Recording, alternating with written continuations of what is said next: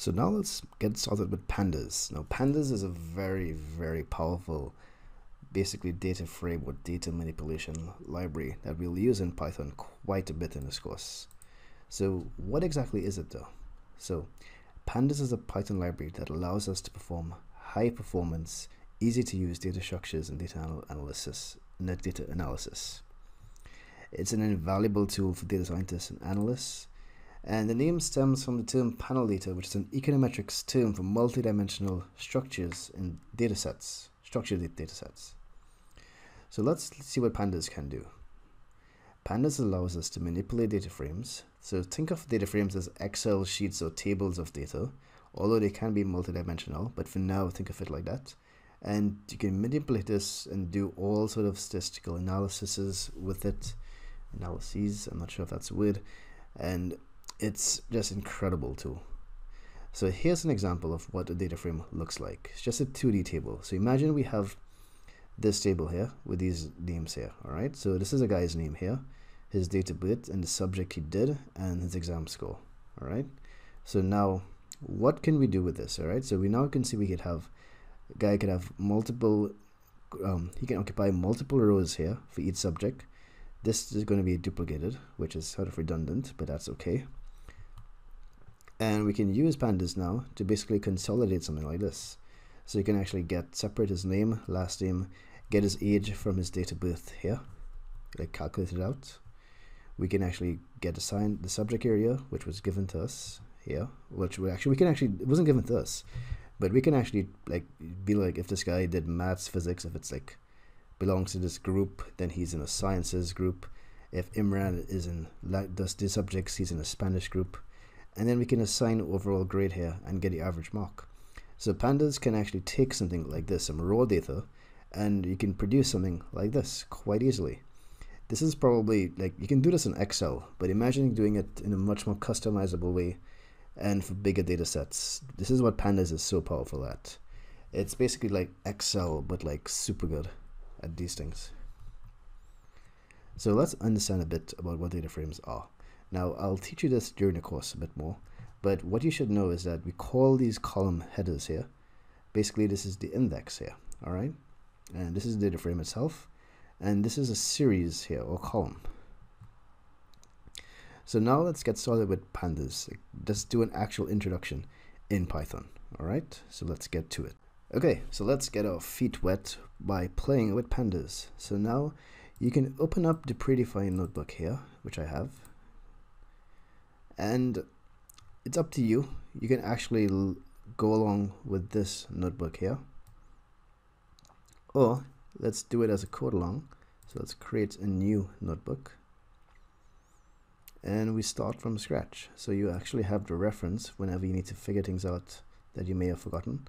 And this way you actually get some hands-on action. So let's firstly import pandas. And now we'll import pandas like this. Import pandas as PD. And PD basically is every time we're calling pandas, instead of typing like pandas dot something, we will type PD dot something. It saves on typing and it's shorter and more legible when you have multiple pandas stuff in one line. So whenever we import something and we say as PD, PD is the convention of when Python we use for pandas. Okay, so let's just run this. So we import pandas now. Now, we didn't go through imports before because everything was built into Python. However, we had to, and if you didn't have pandas installed, which most Python packages come with pandas pre-installed, Google Colab has Python and has pandas and a number of packages built in, which is why we're using it for this course. Saves you a lot of time. So, but we can call external packages or external libraries like Python, like pandas, by just importing it here. All right.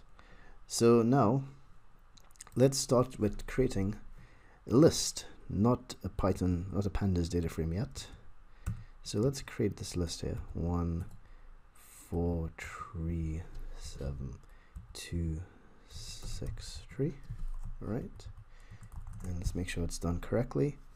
So now what we want to do, because this basically what I'm going to introduce pandas with is with series. Now a series is basically Series make up a data frame, but let's look at series operation first because it's a building blocks of data frames. So let's see, let's convert this to a Pandas series now. PD, we're just calling the Pandas library, series A. So what this does now, before, let's just show you one thing. Type of A was a list. Now, type of A is going to be a Pandas series. So let's see, before now, what did A look like? A does look like an array or a list. What does it look like now? Oh, it's different.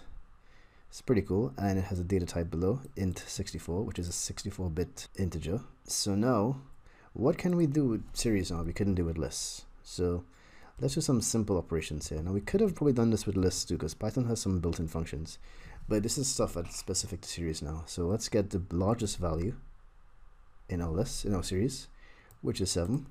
So a.max returns that. What about min? Is min available for us? And yes, it is. You'll see shortly. So what else can we do? We can sort values. So let's sort our series, which was in this order before, into ascending order. All right. Now, what you've noticed here is that there are 2 columns here, and I should have probably told you this before.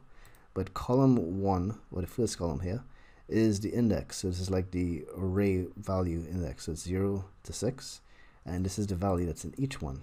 So when we sort it now, our values here get sorted in numeric order. And basically the indexes get changed to be here. So you can actually see where it was. So it was always at 0. It's the first one still. However, as 4 was in 1, you can see 4 and 1 remain here. So it's pretty cool. It's good to know. So what if we wanted to do the reverse order? You can do ascending equal false, and it's going to sort in reverse order now. That's pretty cool. So now what else can we do? We can do something called sorting. Now let's look at this here. Even though we sorted it, A is still in its original order here. What if we did something called in place equal true?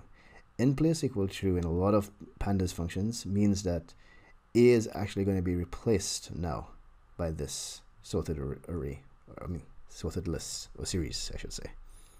So now this, if we run this, it saves here. So now A, previously when we sorted, A was still in its original value. Now A is sorted in descending.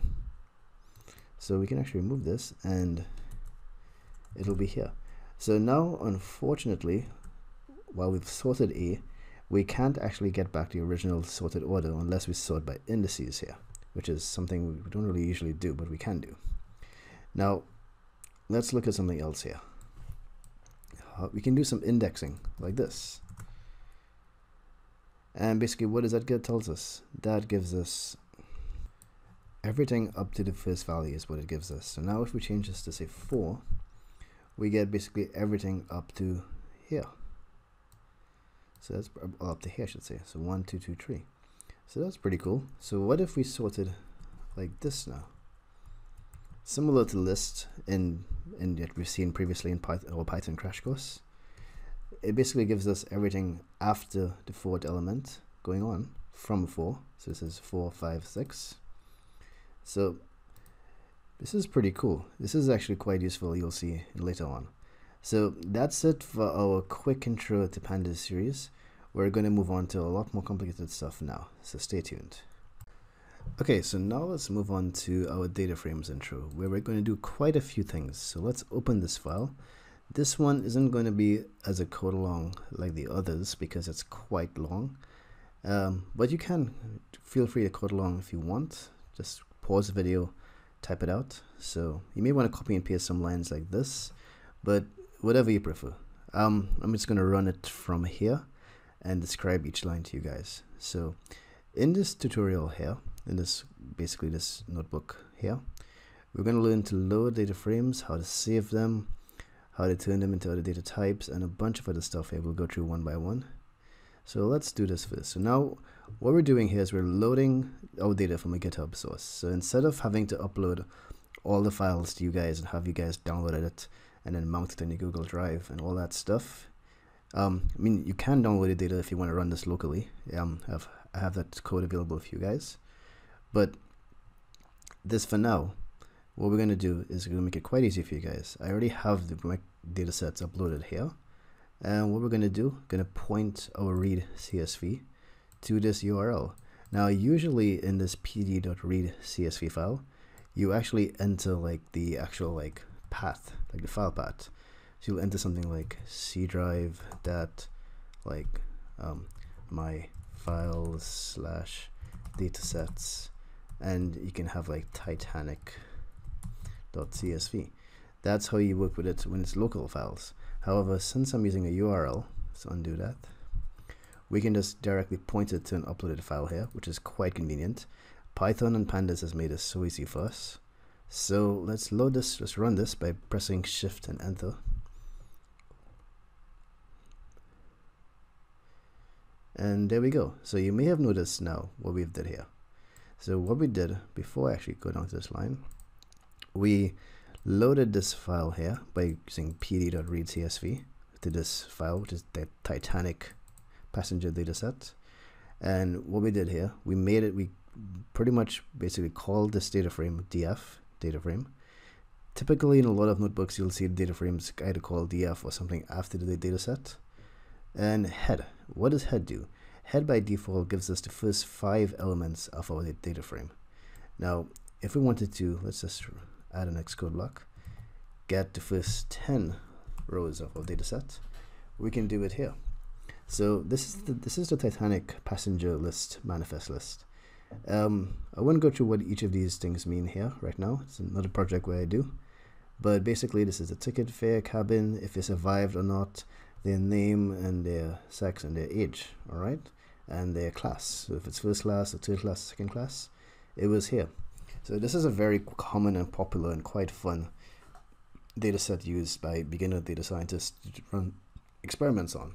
So I'm going to use it for our Pandas tutorial. So now, as we saw, since we have our Pandas object here as df has all these operations now we can do. Sorry for the funny scrolling, don't know why it's jumping around.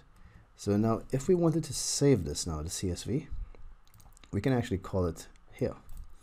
So you just put df.toCSV, the file name you want, and you can even save it as an Excel file too. So let's run this code and see what happens. So what happened? So now, I didn't show you this before, but if you press this little arrow here on the top left here, you can actually see the files that were created here. So in your Google Colab notebook. Now these files are temporary. The minute you close this notebook, these files disappear. So just keep that in mind. But you can see that after running this code, these 2 files were created here. So if you just want to make sure, if you want a proof of that, just put 2 here. And you can see it's going to create 2 more files exactly here, and the Excel file, which is refresh here. There we go. So that's pretty cool. So let's keep moving on. So we did this before, head. So now this is a description of the columns here if you were interested in it. You don't have to read this now, but it's, if you want to know, if you're curious. So now let's look at the describe function from our class or object class for df. What describe does, it basically gives you the summary statistics for all numerical data. So as you can see, these were categorical and named data strings, categorical here, this is categorical and this here too, but some of these here were numeric. So it actually gives you this numeric count. So you can actually see the average age was 29 on board. These things may not make sense, and that's why we actually have to make sense of it afterward. But you should just keep in mind, this is what describe does. Info is another useful one too. Info gives us basically the data types here. So you can run this here just to see it again. So you actually see this in 64. Pandas calls like this what I call string or categorical data objects here, which basically stores any type of data. Float 64, which is because age has decimal points in it. There we go, see? So it's no longer an int, it's a float. Float is basic, ints are just integers. They don't have decimal points, but floats do. and the rest we can see here. So now, how do we create our own data frames from non-CSV sources? You can actually turn a list into a data frame. Remember we turned a list into a series previously? So now let's run this. Let's create our list here, list A. And now let's turn our data frame, our list, into a data frame. So there we go. That was quite simple. So this here is the top index here, which is also the column name or header. And this here is row index here, 0, 1, 2. So if you ever wanted to index it, which we'll do later on, these are what you need to know. So now let's create, Pandas is very flexible and we can create data frames out of dictionaries as well. So now we have this one where we just have HTTP status and response time. So let's create this simple data frame here.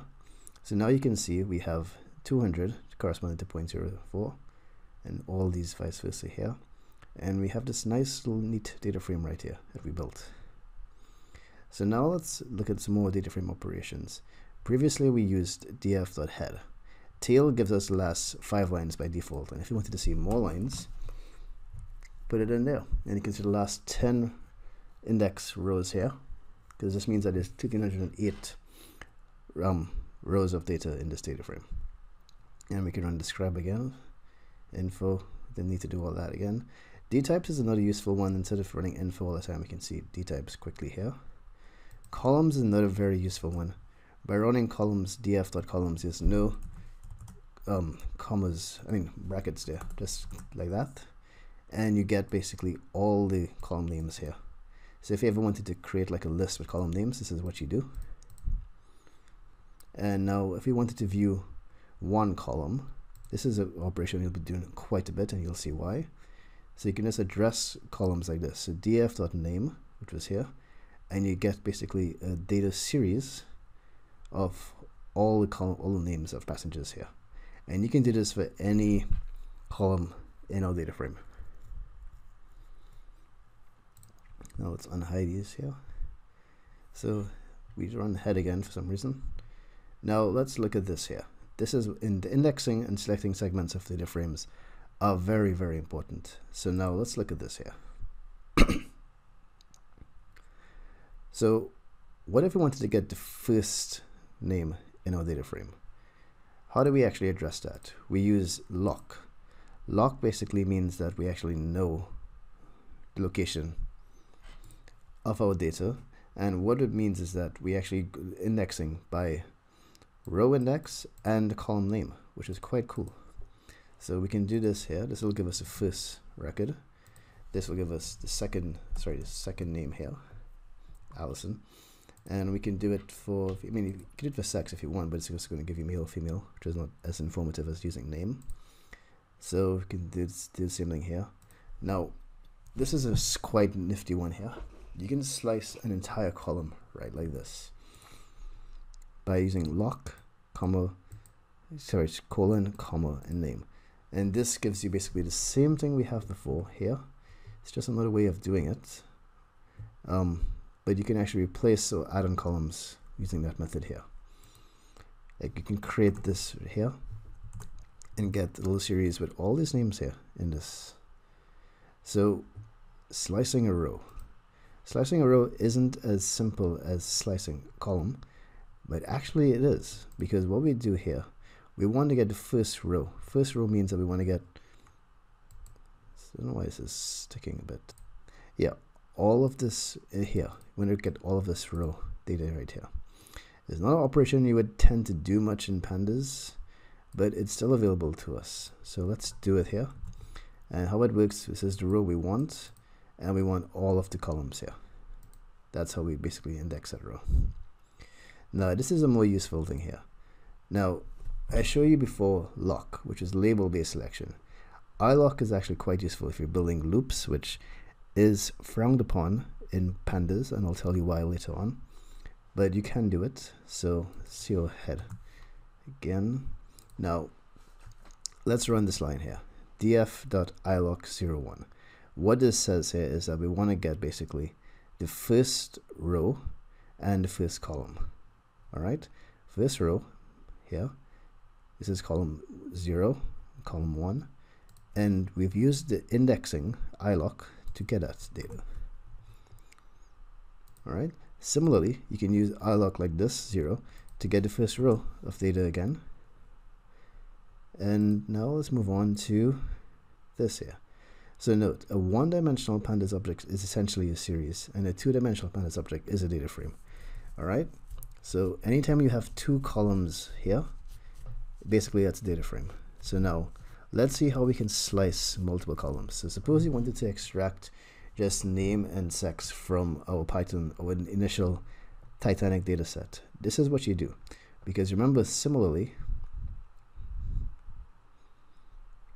sorry about the sticking here.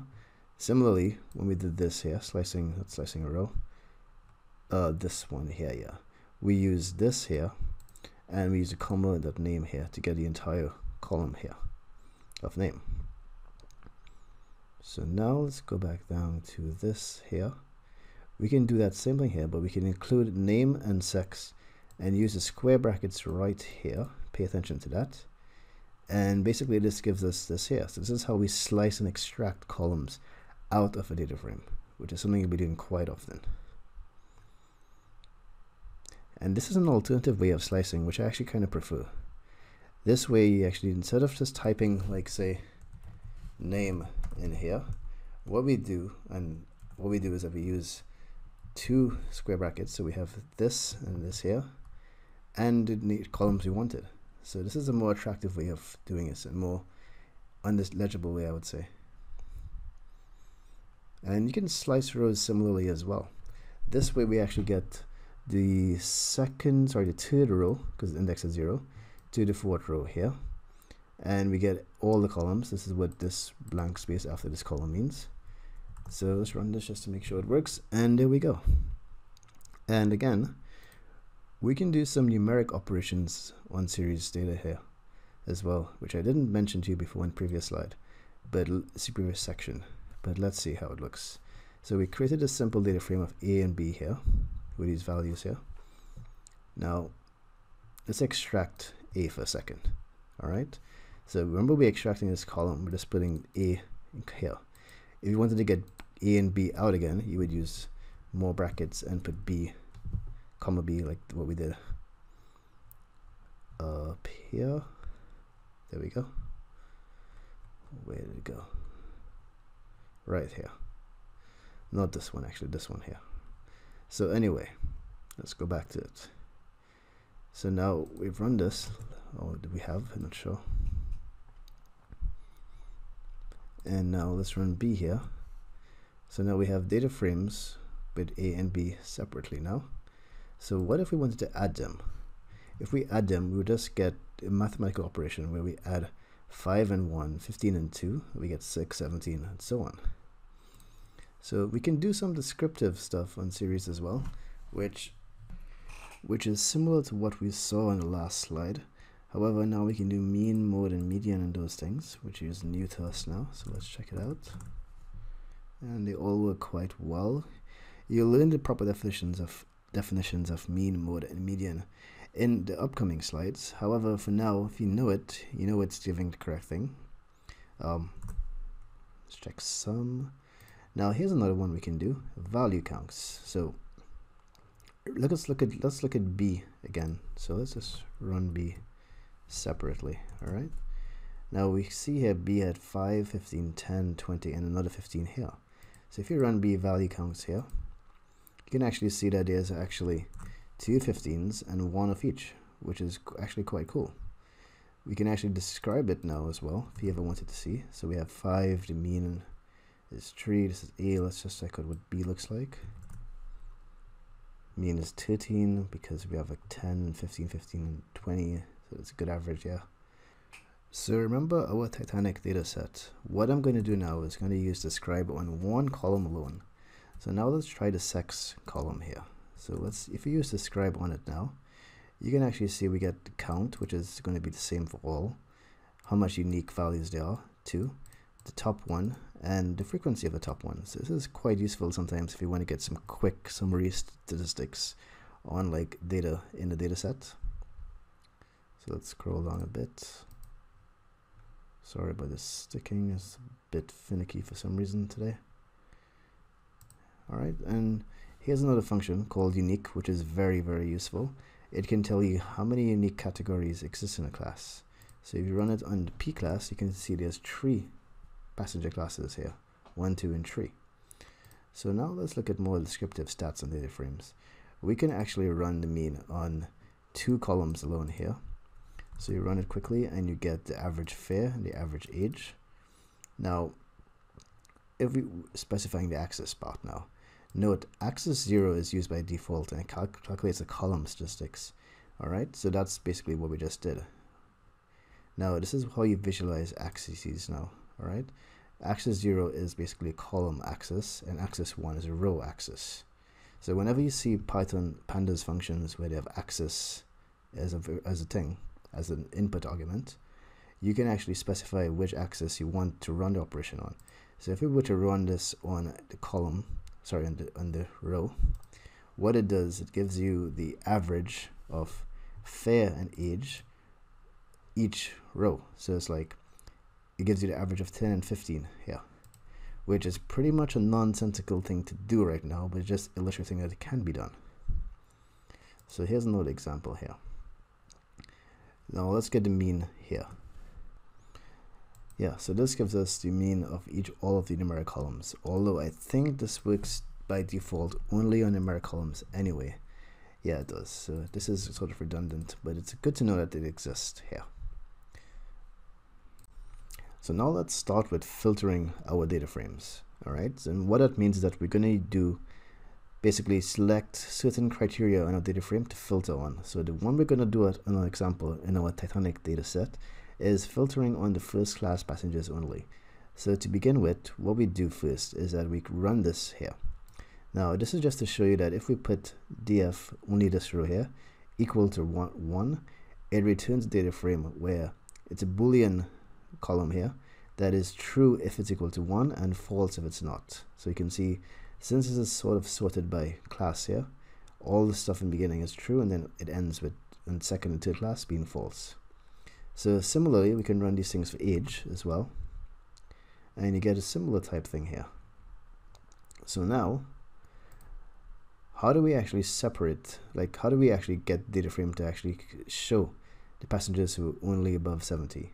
This is how we do it here. This is a quite nifty piece of code and it's going to come in very useful for you. So let's look at it from scratch. Okay, so I'm going to delete this for a second and I'm going to put it in, type it out here for you so you understand. So we go df, and remember if you want to get in a column, I should say, or whatever, we can actually do sub-indexing here. So that's what we're going to do. So we put df again, age, and our condition was greater than 70.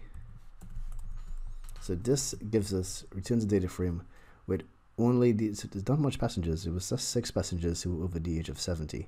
And who was the oldest? This guy, Mr. Allegon Henry Wilson. He was 80 years old, the oldest guy on Titanic, and he did survive first class. That's why, most likely. So we can actually filter on exact cell values too. Before we had a condition, but we can put a condition to be equal to this guy's name and get this exact row. So this is how we actually, this is a quite useful, and I may have skimmed over quickly, but it's very important to know. This is how we filter on data frames. So now here's another thing that's important to know. How do we know if any cells are blank? I don't know if this data frame has any blank data cells, but let's check. And we use this isNull function here to check. And what it does is that returns basically false or true, sorry, true if anything is null. So we can check in individual columns as well. So if anything is blank in cabin, it's going to return some trues. So yes, there are some blanks in cabin. So let's see what these are. Okay, so again, this is the condition here. So this is just remember this, anything that returns a Boolean type data frame thing here, we can use it to actually filter our data frames here. So let's run this now, and here we go. So it's quite a bit of rows that were blank here for cabin. Cabin was this column here. So a lot of these passengers were missing. 1,000 didn't have cabin information for. So what about not null? What about the guys who did have the cabins assigned? And I'm guessing these were mainly, no, it's not just first classes, there are a lot of people missing cabins. So let's do not null. It's possible the records went down with the ship. So here we go. So you can actually see 295. So this makes up the 1300, 1014. This is the remainder who were assigned cabins. So you can see it here. So now let's look at something neat here. Combining Boolean filtering. So what if we have multiple conditions now? So let's create a Boolean pandas data frame here with the guys who are over 60, or people over 60. And let's do the ones for cabin exists as well. So what we can do is we can add these both together, cabin exists and over 60 together, and it creates, let's just run this code here.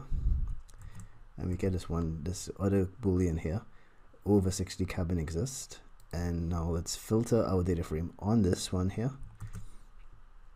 And here we go. This is basically showing us all the people over 60 and all the people whose cabin data existed here. So that's why you have some with nans here. These are the guys who were over 60, and these are the guys who were cabins. So it's just a nifty way to do it. So we can do some other cool filtering as well. This is an OR symbol, by the way. I didn't mention it before, but it's an OR symbol that we use in pandas. So let's filter people over 60 and under 5 years old.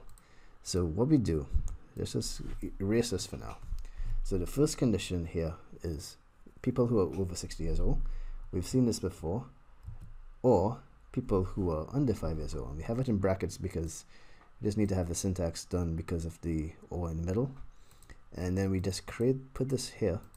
And now, wait, I don't know if I ran that before. Did not. So run this and then run this. And there we go. These 84 passengers were children or very old. So note, this is something we should know. In pandas, we don't use or and we don't use and. We use the actual symbols here. This means or and this means and, obviously. But in Python, when we're doing operations with loops and with if statements or whatever, we use and or. So something to note. So that concludes this lesson here. Moving on to the next pandas lesson now. So let's begin our next pandas tutorial, which is this file here called data cleaning. Now there's a lot of things we'll be learning in this project, so stay tuned and let's start. So we loaded up our file using Google Collaboratory, as we've done before. Okay, so these are the things we'll be doing here. I'm not going to read it out. You can just quickly get a grasp of what you're doing here. So now let's begin. So firstly, let's load our data set. And this data set is something I found online. It's a pretty cool data set that contains all the recent Amazon fires from as far back as 1998. So let's check it out. So let's firstly load this data set. As you can see, we follow the same pattern as before. However, we're using a different encoding here. This is an encoding with the ISO standard 8859-1. What happens is that there are some characters in here, and I'll tell you why shortly. So if you load this without it, you're going to get errors, and you're going to get this UTF-8 error. Basically, that happened is because this file, and you'll see shortly, contains Portuguese, and there are perhaps some Portuguese characters in here that are throwing this error, causing it to throw this error using UTF. So we use this standard here to load this data set. So loading data sets with special characters sometimes causes issues in pandas. However, you can quickly solve it by doing this. So let's take a look at this here. Now, let's do some quick translations. This is year, month, state, number, and date. All right. And basically how this data set is organized is that this is the year, progressively here. This is the month, January, and this is the state, Eco or Acre. I'm not sure how it's pronounced. And these are the number of fires. And as you can see, number of fires is labeled 0 fires. So let's check out the tail of it and see how it looks to get a better idea. Now we can see this here, December for this state, and this data set goes up to 6,400 entries. You can see the number of fires here. So this actually doesn't have 128 fires, it just has a number. So could that cause an issue going forward? Potentially, yes. So let's take a look and see how we deal with this. So firstly, let's see how many regions there are there. We saw the first one was acre, and now we're ending with tokatins. So now let's see how many unique states are in this data set. I've seen it quite a bit actually. If you wanted to see how much it was, you can just quickly enter len in front of it, short for length, and we get 23. So there's 23 states in this data set. And these are the names here. Quickly, you can note some of them are capitalized properly, some of them in all lowercase. So we may want to standardize that later on, and I will show you how actually. So now let's look at this. Let's look how we rename our columns. Remember, this was in Portuguese, and as I'm assuming, pretty much all of us here taking this course are English speakers. So now let's rename this to English. So what we do here is that we create this dictionary map. And this basically has the original thing here, title, then the new one, the English version. And we do that for each. So we have a key value for all 5 columns. And basically what we do, this is what we create here. And then we use this rename function. So you can do df. Remember, we loaded our data set as df. That's the name of it. Rename columns equal new columns. So this is what the input argument is. And in place, meaning that we're going to replace the old data set with this new data set with our new columns. So let's run this. And there we go. You can see in the head, it definitely worked. We have our English titles now. Pretty cool. So now let's see how many unique years we have. Quite a bit. 98 to 2017. Doesn't have the recent files, which are probably quite extensive, but this is good for historical purposes as well. So we can look back and see. So now let's check our data types. Everything is an object except year, which is interesting because year isn't even actually years here. Years is definitely an integer. Yep. And the rest of these things are objects. So that's interesting. The reason why that's interesting for is because number fires has 0 fires here, which isn't a pure number. So that's why it's an object, and we would actually like this to be a pure number. So we're going to see how we change it later on. So now let's look at rearranging these columns. It's just something I'm just throwing in here. It's not something you always need to do, but sometimes I like to do it because I like my data set, some kind of OCD with how it's organized, and sometimes I just change it up. So this is the new order we want. So what this is here, these are our indexes.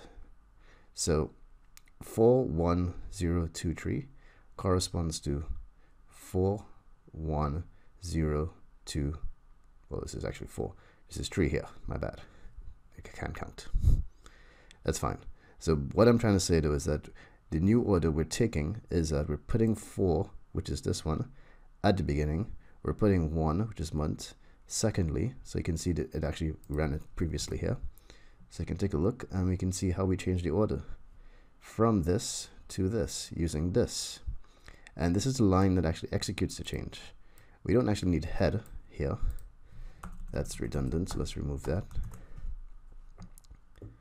Oh, now we change it twice. Well, that sucks. Well, it doesn't actually suck, because what we can do is just reload our data set from the beginning. So we run this. We actually don't need to run these again. Let's change our columns again.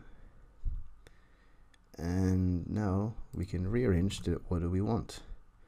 So the mistake I made there was actually running this twice, which rearranges it twice. So it sort of like takes this order, puts it here, then and it resets to this new order. So this is now 0. This is now 1, 2, 3, 4.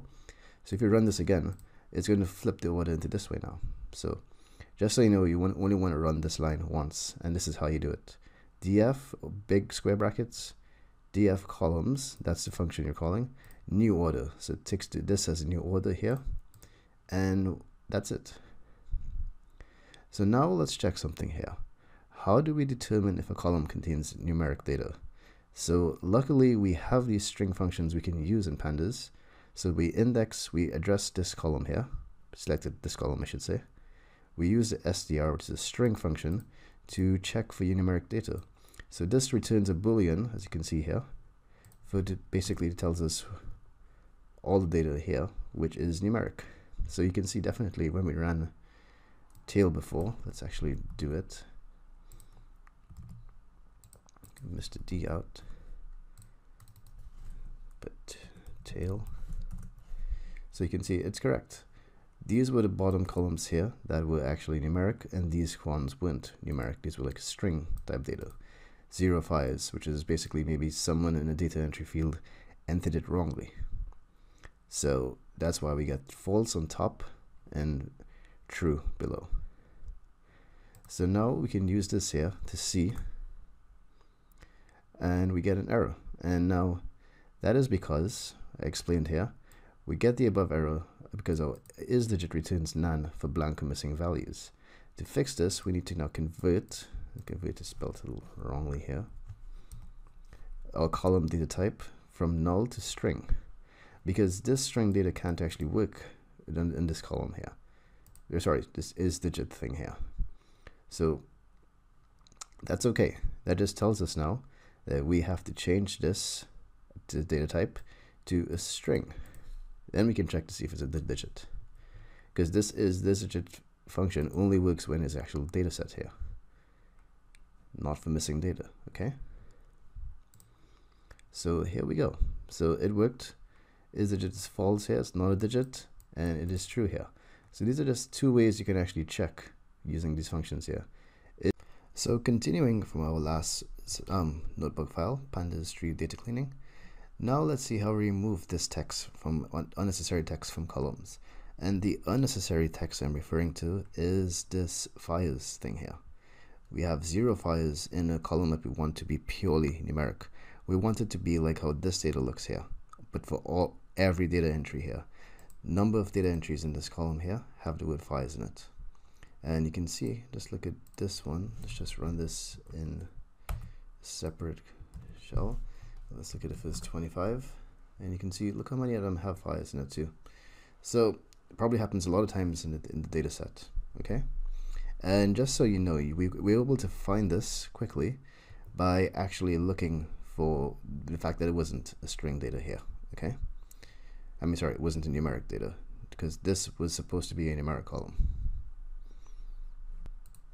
And if you remember a lesson from our last slide, if you wanted to see these things that would only, basically, that only had the word fire in it, you can actually use, remember how we created, slow it down, a Boolean for this here?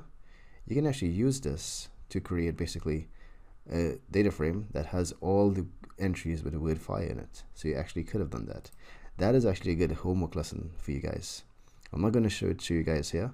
I want you to look back on it and basically create a data frame that only has the word, called the rows with the word fires in it. Okay, so now let's see how we remove it though. Okay, because that's the point of this lesson. So now let's look at this here. So we're going to use the strip function here. So we basically get this column extracted out, used str.strip, and we remove the word fires from it now. So you may think when we run this, basically when we run this, it just gets the number data out of it, so we can see everything here. So we know it runs correctly, but what does strip actually do? So I'm gonna run it again. It could run twice, doesn't matter. So what exactly does strip do? So what I'm gonna do, let me just put it in here. Strip does this. This is straight from the Python documents. I'm not going to explain it and run a few examples. I'm not going to have time to do that in this slide because we're teaching pandas. However, basically what strip does ineffectively is removes the leading and trailing characters that we specify here with fires.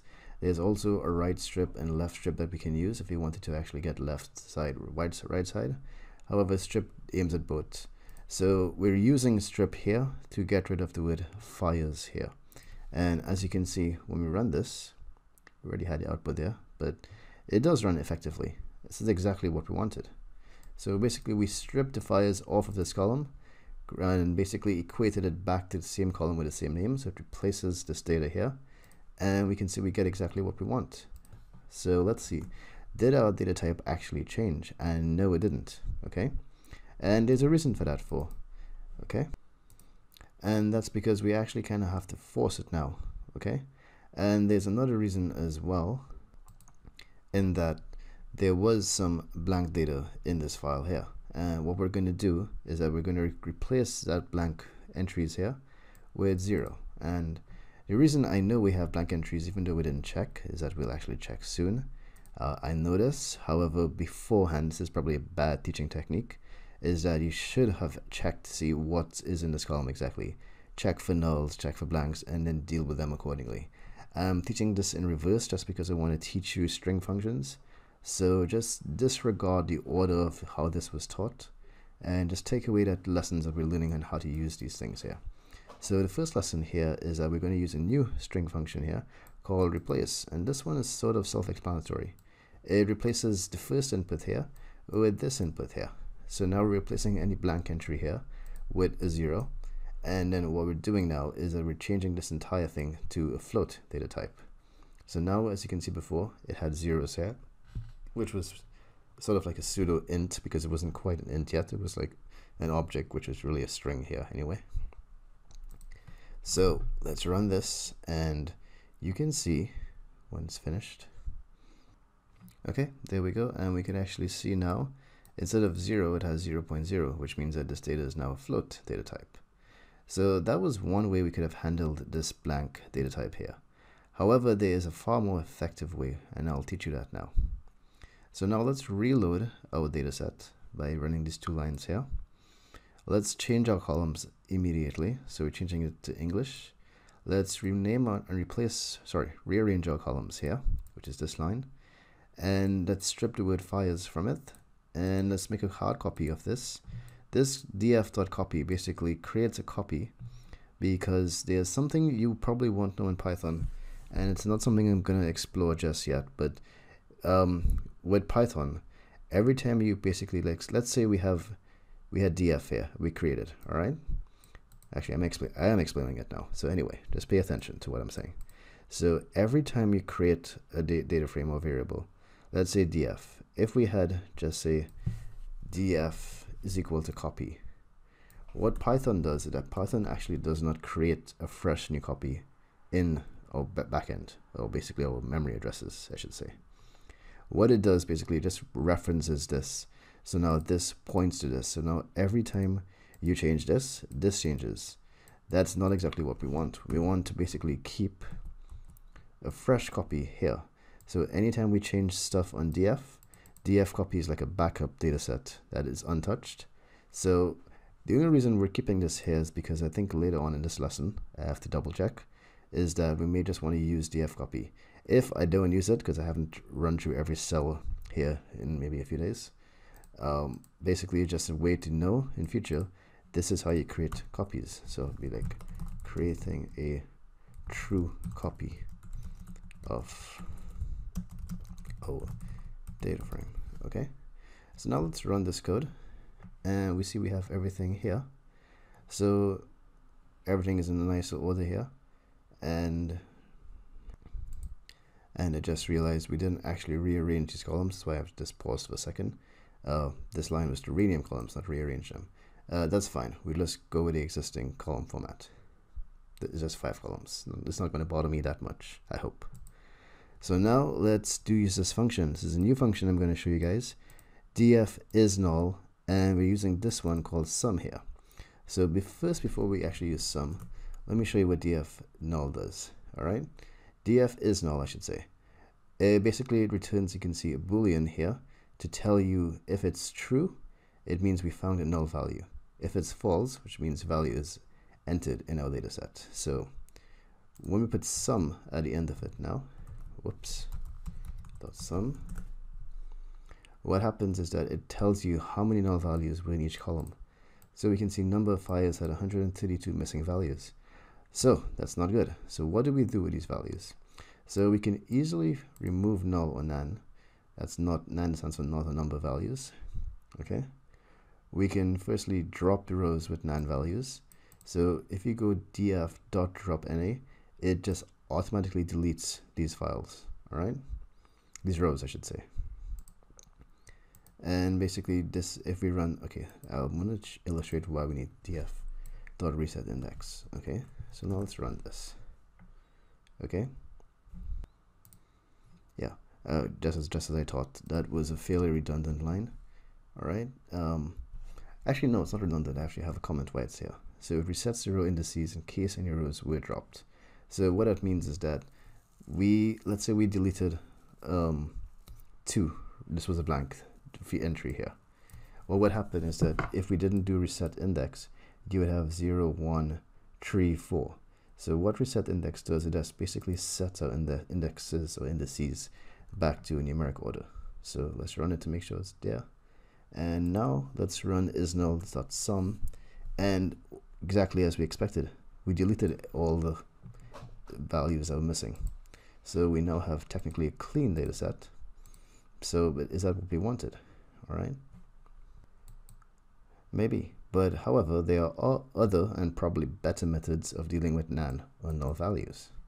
So let's reload our data set again. And by the way, just so you doing all of this here over and over, we can actually put this into a function later on. So we can just have like function load data set and probably give it the URL, and it does all the pre-processing inside that function. So it's just a way to not repeat code over and over, which is a bad programming technique or style. It's always better to make modular code, so you don't have to keep, because imagine we change something here and then we'll have to go back to the other one and change that one again. So modular code is always the way to go. So moving on, we ran this, I believe. Let's run it again just to make sure, and let's do isNull. All right, so before, you can see we did use isNull before here. Let's check it again. So we're checking this column here, and we can actually see which columns here by running head for this. Actually, sorry, just using it as like a Boolean lookup thing here, which was part of your homework lesson before.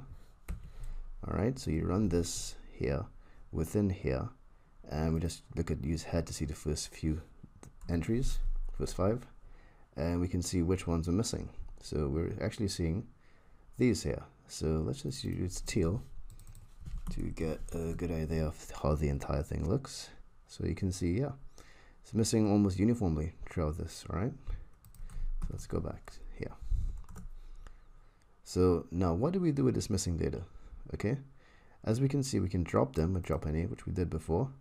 How about this? We replace these values with some arbitrary number, most likely an average. All right, that's quite common. I do that. I tend to do this one a lot. Or we can replace them with zeros, or we can do something called forward fill or backfill. So let's see what the options we have. So now let's fill this with zeros, the missing data. So instead of having missing data false, we're using fill NA to fill these false entries here. Sorry, it should be true, I meant to say. Or the true entries with zeros. So that's one way you can deal with missing data. The other way here now is fill NA backfill. All right. What's actually is a good way to actually visualize this to see. Hopefully this works. I'm not entirely sure if you'll see anything.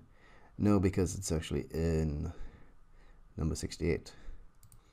Let's see if we can actually see what happens if we run 8. Yeah, we can actually see it. All right, so what do we see here? We see 68 now has a value 0, and before it was NaN. So what does that mean? Backfill means it takes the number right above it, or whatever number is not blank before. Like if 69 was blank, it would take 70, and puts a 0 here instead. So that's pretty sweet. All right. How about forward fill? Now, if we were to use forward fill here, forward fill would actually take 67 and fill it. So if you want to illustrate it, let's reload our data. Yeah. And now let's put F fill, I believe. Yeah. So let's replace the word back. And you can see here, exactly, 68 now has 1. All right. So that's pretty cool. Before it was 0. So it backfilled it.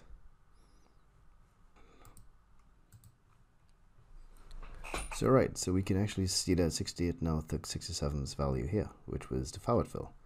So that's pretty cool. Previously it took 0 because 69 was 0. That's the backfill. Okay, so let's moving on. The reason I have these 44 and 445 was so that you can actually experiment on, let's just put a comment here, few in this index 444 to see how it changes. And the reason I said that 4 is because it's a nan here, and 445 is 17. So now, as a little homework lesson now, let's put it in here. Homework. Change 444 using forward fill and backfill, just like we did before, to see how it changes. All right. Good God. Okay. So now you know how to deal with missing data. All right. One thing I didn't show you though, which you're probably wondering how do you do it, sorry, is that we just ran this on a column, but we didn't actually replace any values here yet. We just basically experimented on this column and ran our operation on this column. However, the original data frame still has missing values. It still has nans for all of these values here. And that's because we need to replace this column here with this. All right. So exactly, this is why I created a copy here now. So now let's make df our df copy. All right. So now what this tells us to that every operation we do on df copy is going to be affected again, which is okay. We just didn't want to run this big set of code again, which would have been fine anyway. It's not that complicated. It's just showing you little techniques as we progress. So let's get this done, and now you can actually see it kind of did it for you in a way, but now you're supposed to use backfill and forward fill here. So now D44 is 0. Okay. So now let's probably just do something we've done before, which was assign data types to our columns. As we previously saw, we had to use this line here, which remember this from above, where we basically took this column and made it into float data. So we're going to do it again and double check that it worked, and let's double check that it actually worked here as well. So you can see, yes, it is a float 64. Pretty cool. So now let's move on to something new, which we haven't done, which is replacing text in columns. All right. So remember how we had to create a key value map basically to replace our column headers or column names? We can do it with basically the row data here. So basically what we're going to do is translate the Portuguese month names here, and you can actually see, let's do something quickly. df dot, is it called month? Yep. Sorry, not dot month, and let's say unique, so we can get a list of all the Portuguese months, and we can see that's how we created this map here, all the spelling. And basically this is exactly how we do it, how we replace it. So we do df month here, dot map to the month translations, I should say, right here. And then pretty cool, we just translated this entire column here. That's not something you see in many tutorials. It's pretty cool that I had it because I had to do this recently, so I thought it would be nice to include. So, and let's again check for null values. We didn't delete our null values yet because it's our copy data frame somewhere here. Yeah, right here. Yeah. So let's move on anyway. It's not really a big issue. So now let's look at some more further string operations we can do. Remember how I said the titles of these things here should have been all capital letters? You can actually just quickly comment this line to see what it looked like originally. Now, what if we wanted to make everything like algoas in capital A? We can use this title function here. So we're basically changing this column using this string function dot title, and dot title basically makes the first letter of every word capital. Let's do it, and it works. So now let's see how we remove columns for our data set, which is something you probably will need to do a lot. So we can do df.drop the column name here. Axis 1 specifies that we want to do it on a column, and let's do it. It's deleted. We just deleted our date column here. So let's reload our data set, and I want to show you something else. What if we wanted to delete more than one column? We can use the same df.drop here. normal brackets, and then put it in like in a list form and drop them. So we dropped both. What about rows? You can drop rows here. We can actually use the indexing function here. So we go df.drop, same df.drop here. However, we do df.index, and we put the row we want to drop. So now we're just dropping the first row here. So you can see, remember we had 0 January here. It just dropped it. And if we want this to have a start back from 0, you can put df is equal to df.reset index. And what that's going to do is basically have this here, but it's going to create this annoying new column here. So then you're going to have to drop this column afterward. So let's drop multiple rows. Similar method. You put the row indices here and you drop them. So we get this here, 1 to 4. 2 and 3 were dropped. And similarly, we can do a range of rows like that just by using the combo. Okay, so we just dropped a bunch more rows here again. Okay, so now let's get started with feature engineering. So let's open up this notebook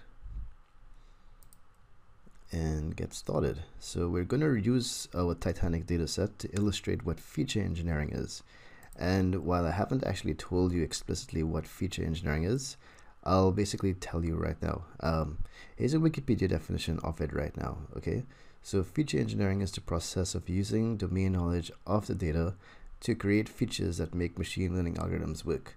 Now, you don't actually need to know to use this last line explicitly all the time, but it is important in that we don't want to create features that are useless. All right, so what the feature engineering technically is essentially is taking existing features here and using them to create a new feature altogether. And the new feature we're going to create, let's just load our data set here, is family size. And how do we get family size? By adding these two columns here. This one is siblings or spouse aboard, and this one is number of parents or child aboard. So if we just add these two up, we get something called the family size. So you saw previously how we built functions. So let's make a simple function where we take these two values in, add them up, and return the value. So basically an add function. Quite basic. However, we're going to do something that's not so basic and not so intuitive. So just pay attention closely to this line. All right. This means we're creating a new column called family size. Here, these are the columns we're going to apply a function to. Okay. So basically, I'll teach you more about applies later on in the advanced Pandas section, but we're using our first example here and just doing it to illustrate how we create features. And you can create features in another way that's quite easy, and you'll see in the next cell below. But basically what apply does is that it applies a function to these columns here, and we're basically using it to create a new column here. So these are the columns here in df. We're applying this. Now we're doing something called lambda, which again is a Python syntax thing. I forget what you call it exactly, but it allows us to create a function in one line. And I'll explain to you how it works shortly, all right? But actually I'll do it now. So what happens here is that you call our function getFamilySize here with our inputs. Now you see x this and x that. What is x? X is basically, let's scroll down here. X is basically the function in a way, function arguments. So we have a function defined here, which is getFamily. We have x dot something.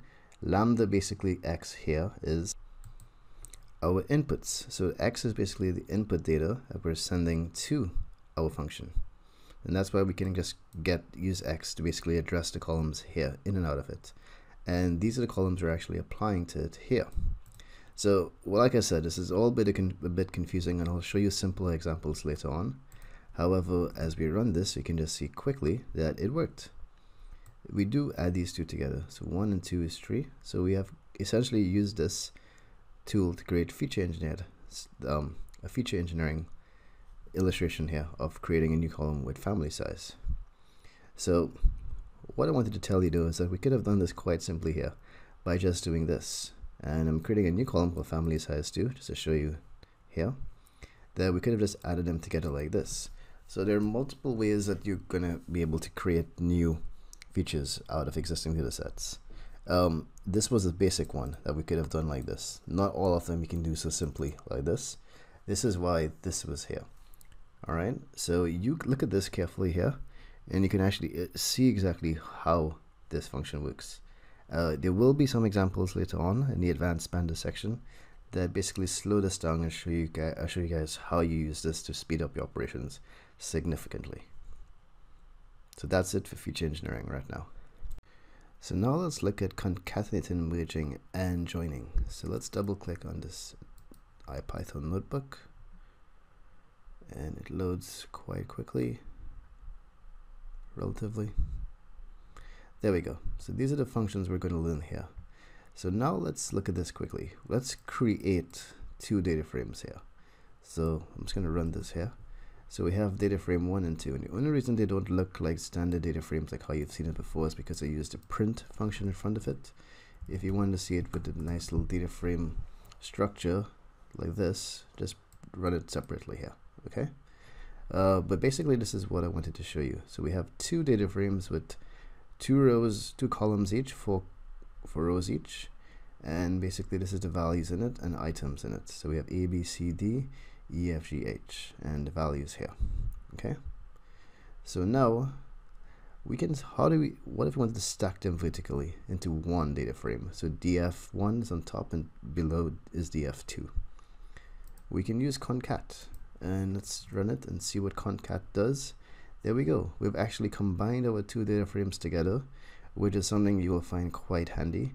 And you can see it lines up A, B, C, D, E, F, G. So basically this is on top of this now. So we effectively took two data frames and basically stacked them together using concat. Now, what if they had different column names? So we see we had item and value. So what if it was item and something else, which we'll see here, value and quantity? So let's take a look at this here. All right, what happens now is that we end up with 3 rows. However, because df1 didn't have a quantity column, it's all none. So basically they tried to stack them, and it did, but it didn't have any data to put into this here. And likewise for df2, which didn't have a value column, it just put nans right here. So you can see what happens when you try to stack things with different column names. They don't actually line up exactly how you wanted it to. Rightfully so, because it doesn't make logical sense to put two columns together unless you knew they were the same. And if you knew they were the same, then rename them before stacking them, okay? So what if they had duplicates in these items? So we have A, B, C, D here, and then we have D reoccurring again here. So let's use concat and see what happens. Nothing, because these aren't meant to be unique entries. So a column can have this here. And by the way, if you ever wanted to have the indices lined up correctly, you can do reset. When I said correctly, I meant numerically. And there we go. So we have the indices labeled here. This is important if you're doing things like iloc and manipulating rows using iloc as well. So what about this here? Remember we talked about axis 1 and axis 0? Now, axis 1 means basically we want to stack it horizontally because we're doing a column-wise operation. Remember, 1 is column, 0 is row or horizontal, okay? So let's do this here. And basically what happens now is that we get them side by side. So I actually didn't run it, but there we go. I think I did run it there. Just moves up, yep.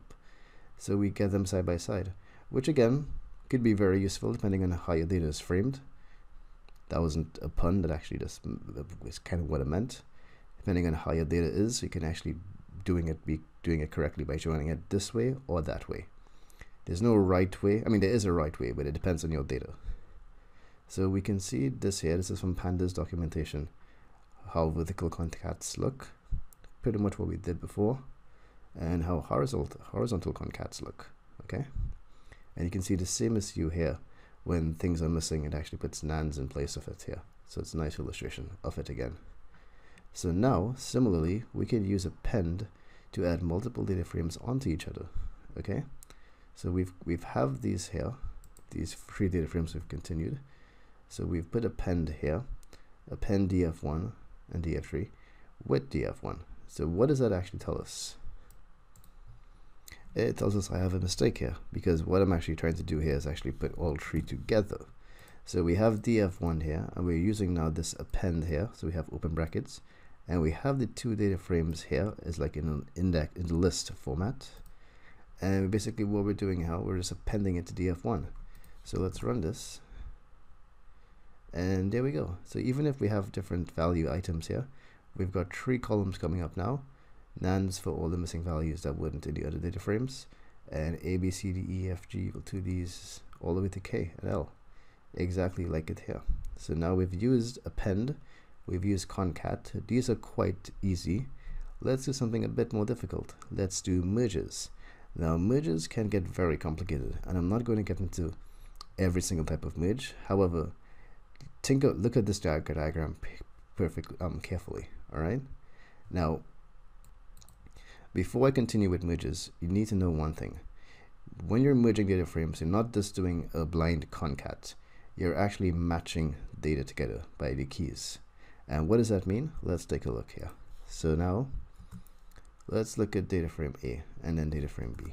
Okay, we have 3 columns, key A, B, and key C, D. Okay, and k is k0 to k3, k0 to k3.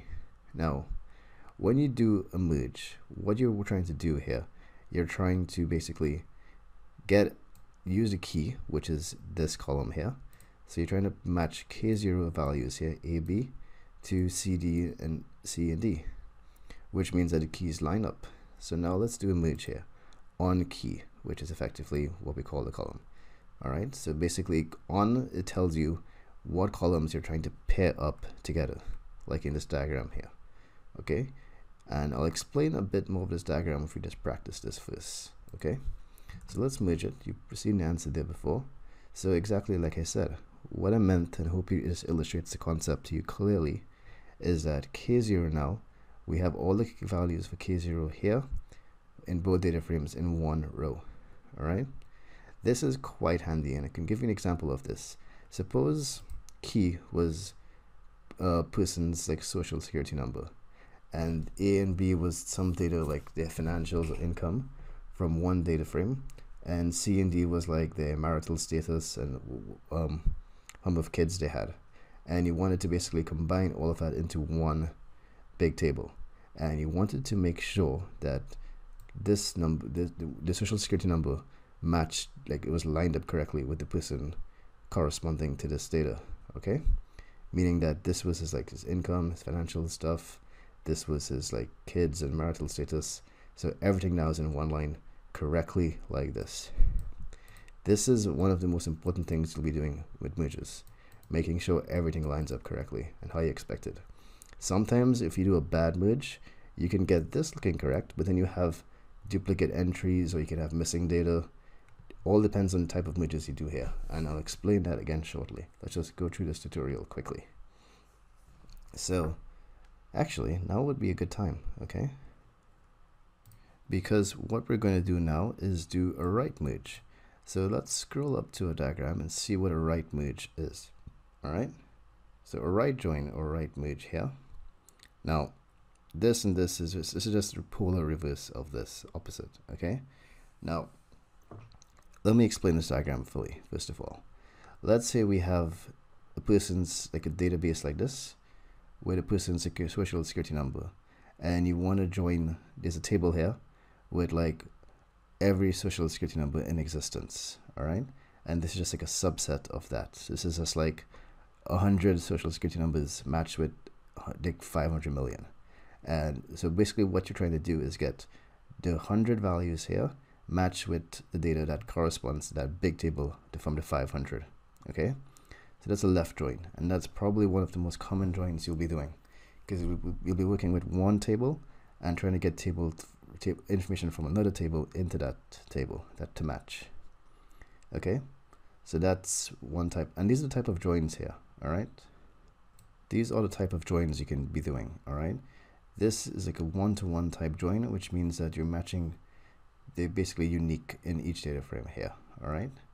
Many to one means that you can have multiple values here, like a social security number could be duplicated throughout here, but it only matches one data here. And many to many, basically, if you wanted to just bring all together. All right. That is technically what a full outer join is, just bringing everything together. And then you're going to have a mess of duplicates, which could be okay because you can always remove duplicates, but this is just what it is. Left if null basically tells you the opposite. So basically what it does, it just tells you you want to match with, instead of matching with the data here, you're basically trying to remove now.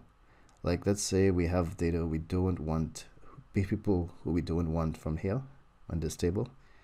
I hope I'm explaining this correctly, but this diagram should illustrate it. All right, you're matching everybody here who's not in here.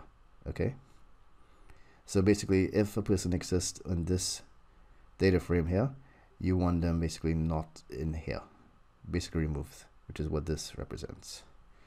Inner join, basically you want the commonality between both. So if you had say 100 here and 1,000 here, but only 10 were common between these two, this is what an inner join would give. A right join is basically the opposite of a left join. Should be self-explanatory. You can think about it a bit, but if you want me, I can just tell you quickly. I'm teaching this course, so I should tell you. Basically, what happens is that you have a data frame here, and you basically want to match, like say you had 100 people here, you want to match it only in that spreadsheet here. So you want to fill it in this side. And this is the opposite, again, similar to here. So in reality, you'll be doing a lot of left joins, a lot of inner joins, and a lot of full outer joins. Not so many these three here, but they come in handy occasionally. So now, as we said, let's do a right join. Okay, remember what a right join was? You'll see it in action here. Okay, so you have, let's take a look at this here. So you have the key 0, 1, 2, 3 for K's, 4, 1, 2, and 3. Okay, so we have 4 unique keys here. 5 unique keys here, K0. But because we're doing a right join on B, B is now the master data frame. So anything that's not in B gets excluded. So K0 is not in B. So K0 is not a part of this data here. What we're trying to do is basically match the values from K1, 2, and 3, which are here in this sheet, to get the values A1, B1, A2, B2, and A3, B3 across here. So as you can see, that is how the right merge works. And K4, because K4 didn't exist in DFA, this is what happens here. You get nans for it. Now, how about we change this to a left join? Let's see what happens here. You should get the opposite, right? Everything except K4 is included, and because K0 wasn't in DFB, you basically get the nans for these values. Okay. So what about inner joins? Inner joins are, if I had to pick a favorite join, even though there's no such thing, it's always a join that's appropriate for what you're doing. Inner join is, well, my favorite, because basically it just gives the intersection between them. So if we were to match these two together, let's just take a look. What's going to happen? K1, K2, K3 will come into both data frames. Those are the only ones that's going to match here. So that's correct. Now, what about a full outer join? You're matching everyone. So K0 will be included, K4 will be included, and the nans for the missing values will be here as well. Okay, so just skipped a bit there. Now let's do some more joins. Okay, so let's have left here, our data frame. All right, one. So you can just take a look, and now just do a simple join like this. And this is some other join behavior we can do in Pandas. What this says here is left join onto right, which basically, I don't know if you notice what type of join it is. Take a look. Take a look again. Well, in case you didn't know, this was actually a left join. Think about it, all right? We have left, forget left and right, but it's because they were data frame names. We have left join to right, which means that left, all the K0 keys here are joined onto the right keys. Now, what did you notice here? We don't have on something like what we had before, all right? On key. And do you know what it's doing? It's matching in our indexes here. So you can see this is what, if we just do a shorthand thing for join, you wouldn't use this frequently because most times you wouldn't actually have the index being here. Keep in mind though, you can set your index to anything you want in Pandas by just using df or dataframe dot set index and to the column you want, and you can just push a column here. But then if you wanted to join this properly, just make sure you push the right column to it. Using join though, you can still specify arguments and do like outer joins here, which would give you all k1, k2, k3. Previously we left out k3 in our join because it was a right joining onto a left data frame, which was a left join here. And that's it for this lesson. I hope you understand joins and merges and concatenation. It is very, very useful in Pandas, so go over this lesson a few times if you want to just get a hand of it. Okay, so now let's start the next lesson, which is on basic time series analysis in Pandas. So let's double click on this, open it in Google Colab.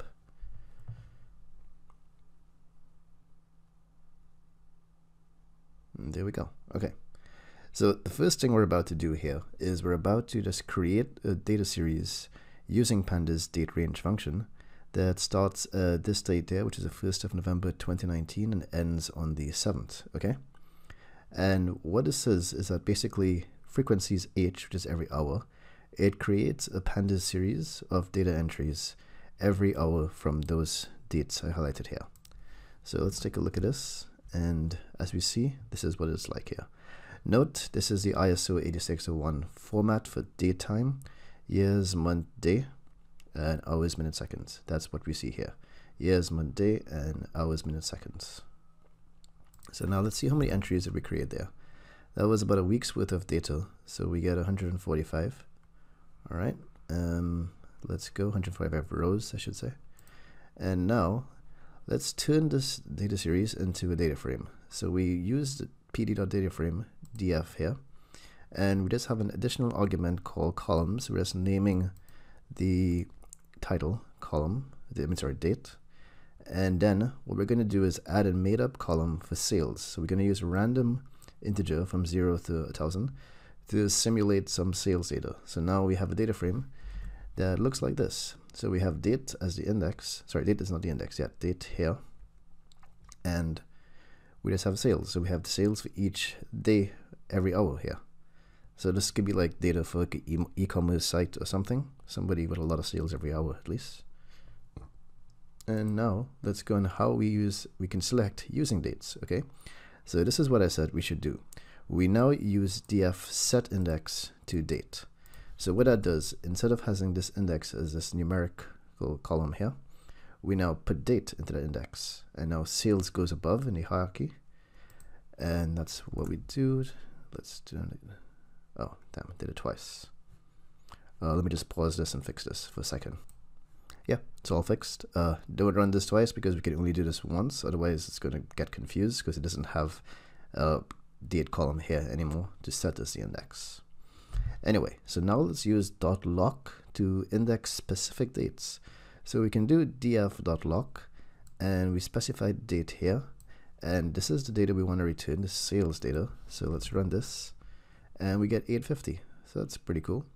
Now let's look and see if we can get a row. So since this is now the index, if we were to just specify this here, we would actually just get sales 536 or whatever, because it's going to correspond to 850 because it was random numbers before. So this will change every time you run this random function here. So now let's select an entire day. You don't actually have to enter the exact hour you want. You can actually limit it to the day. So by doing that, we get entire day's data for the 1st of November. As you can see, it goes down all the way to, well, it doesn't have a 24-hour, obviously, so it starts at 0. So this is pretty nifty though, okay? And similarly, we can do this to select an entire month. We only have a week's data, so it doesn't really make sense to do it, but just illustrating that you can do this. So now we can actually do a range. We can do 2 days. We can use the colon to specify we went from this date to that date.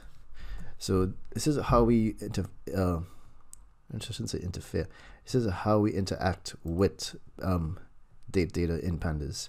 There's a lot of cool things Pandas allows us to do. Okay, and we'll come to those shortly. So now let's go back down. This is what I said, resampling. Now resampling is pretty cool. Okay, before we can get to what resampling is, we can actually just run mean, max, and sum on specific dates like we did before. But we use the resample function here. All right. Now what resampling does is that it basically is a way to get the average per day. So when we resample, we're doing downsampling here. We're taking basically that we have granular data every hour, and we're basically consolidating it to every day now. So if we run this, we get the mean for every day sales. So this is pretty cool. All right. Now, as you can see though, that mean didn't sum up the dates every date here. All right. So it didn't like sum 591, 43, all those things. What it did, it actually gave you the mean per hour. So just note that. Okay. Should just put a note here per hour for you guys. Okay. If you wanted to get the number of sales per day, we'd actually just get sum here. Okay. So let's undo that so you actually have it. Actually, what I'll do, just use both.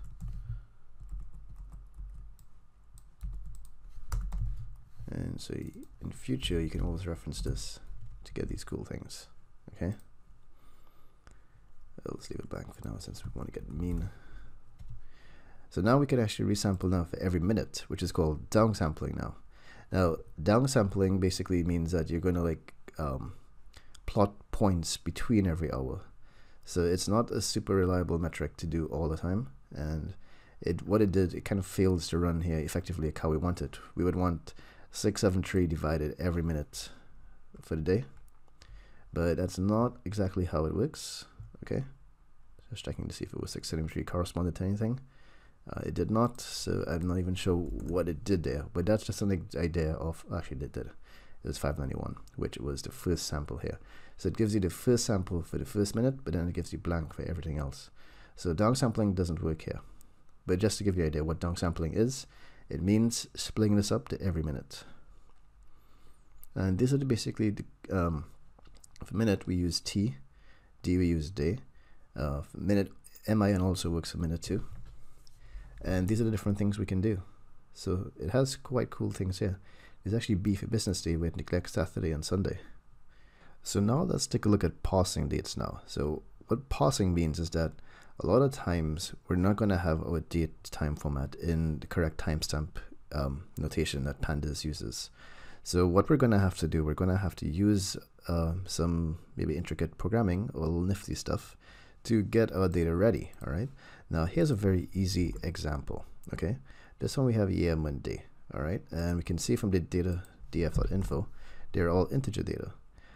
This one lends itself to a very easy example because we can simply run toDateTime as a pandas pd to toDateTime, pass the entire data frame to it, and it automatically converts it successfully to DateTime format, which is now we can do all cool resampling and ILOCs and all those things from that. However, a lot of times you're going to get date data in this format or whatever format you someone can use to come up with. So many different time standards. So here's how this works. Now you're going to want to run this, like put the column, you can put the column here, like let's assume, just delete this for a second, it was like df.date, sorry, should be in commas, date, and you run this on the column and convert it.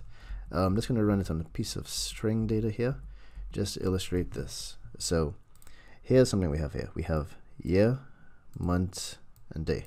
Okay, so we just specify the format. When you're specifying the format, you can specify, use a percentage sign to symbolize that this is like a new data type. It's like a separator almost. So you indicate year and you put year here. You use month and day, and that's how it is done. All right. Now, if there were things like this here, all right, actually let's run this and I'll show you how it runs successfully. Okay. So now we get a timestamp data here. Now, what if we had this? I ran it. It actually works automatically. Actually, no, this did not work automatically because you can see we need to get a timestamp format. So what do? We can actually believe that you put it in through here, the dashes. Specify the separator. No, that didn't work. Maybe it's right before. Yeah, there we go. So by putting in the separators here, and you just put the percent right before the month data, you can actually convert a multitude of different time formats. If it was like a slash, it would still work. If it was some sort of weird date format where year was in the middle and all these things, you can do it. And same for like seconds, hours, and minutes. So this is a very useful function you're going to have to use a lot sometimes when messing with time stamp data. Okay, thanks for this lesson. Hope you took away some valuable information from it. Okay, so now that you've finished a lot of the basics of pandas, we can start with some advanced stuff now. So let's open up this one.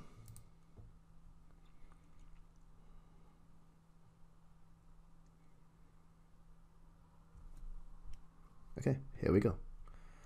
Alright, so this is where basically this tutorial came from. And this is also a presentation from PyCon, you can watch on it. So what I'm going to do, I'm going to run through this quickly so you get an idea. Okay, now first thing you should know before I get into this is that pandas can be sometimes notoriously slow if you're doing things like running through every row to run an operation. All right, so let me give you an example. Okay, so firstly, let's define a function we're going to use here. This function is called havesign, and what it does, it basically converts the distances between two coordinates on a map. Okay, so it's a fairly long formula, but however, you just enter two pairs of coordinates and you get a distance between them. So let's run this and store a function here. So now, as you can see below, every time you loop something in pandas, a kitten dies. And that is just a joke, but it's also because running stuff through loops in pandas, going through every row, is notoriously slow. And let me just fix this embarrassing spelling mistake. Okay, so now first thing we're going to do is that we're going to use this function, or a function we created here called havesign_loop df. So what this does, this basically is different to this function. This function, we're just taking pairs of points and calculating miles. This function now takes an entire data frame, okay, creates an array or list to store distances, and look what it does here. For I in range 0 to length df, which is the length of the data frame, we're going to be looping through every row and basically just getting the coordinates out of it and measuring the distances from this location here to this location here. Okay, so with the data set we're going to use is New York hotels, and basically we have latitude, longitude, and we're going to find the distance from each hotel from this default point here. So let's save this function, and now let's load our data set. Notice the encoding is this. If we don't have this in, you'd probably get an error, some sort of UTF-8 error. Let's just check out our data frame shape, because we have 1631 rows and 11 columns. We're only going to use latitude and longitude column though. And here's a magic function. It is called magic IPython functions called timeit. And basically what this does, it measures how long this block of code takes to run. Okay, and it runs it 3 times and gives you the fastest or the average per loop. Okay, or sorry, the best of 3, best one per loop. So let's run our havesign loop on our df. So just to remember, we're going to input our data frame into this loop here, this function, and we're going to go through each row one by one, calculate the distances from this point, store the distances in our distance list, and return the distance. And then we're going to use that list and basically create a new column or data frame called distance. Okay, should be distance.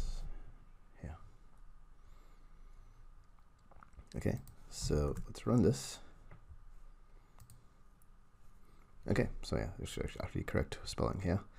So what we get here now is that this loop took 627 milliseconds to run each time. Now that's not too bad, okay? However, this is on 1600 rows. Imagine if we had 1,000 times that, 1 million rows, roughly 1.6 million. We're gonna take about 1,000 times longer to calculate this, which is like 627 seconds. That's going to be quite some time to wait for this code to run. So is there a way to speed it up? And yes, there is. There's something called Iteros, which is basically iteration, is a different way of we do iteration in DataFrames. And here's how it's done, okay? So we have our have-assigned series here.